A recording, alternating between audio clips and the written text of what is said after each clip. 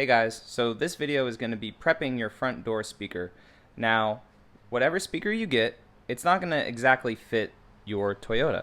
So what Crutchfield has done is, for free again, supplies you with this. So this is going to fit your factory holes, no drilling, no nothing.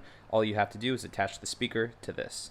So if you see up at the top, there's a little hole right there. That's where you're going to feed your wires through to plug in. So just set it like this.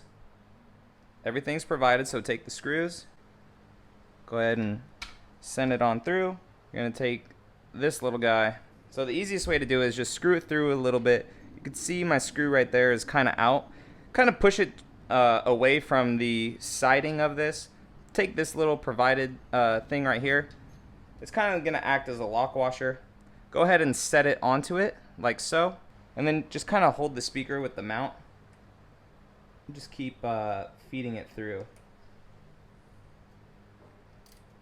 Now, yes, other kits, this is already done for you, but this is $200, and other kits are $1,500. So, and you get to learn, so it's all good.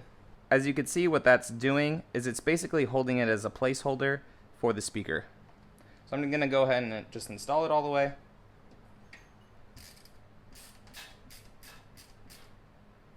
It'll actually stop itself, so you know it's nice and tight.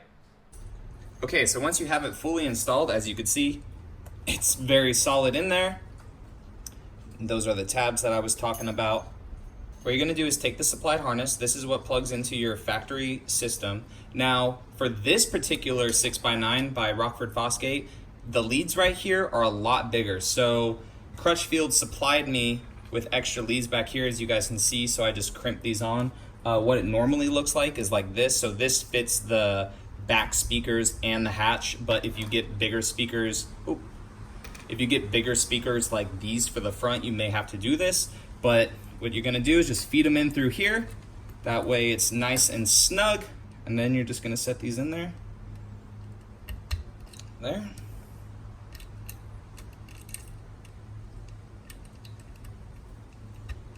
Boom, done. And the reason why you send it through that little hole is for when you plug it into your car, it's easier to route it that way. That way you don't have to go through the door panel and everything like that.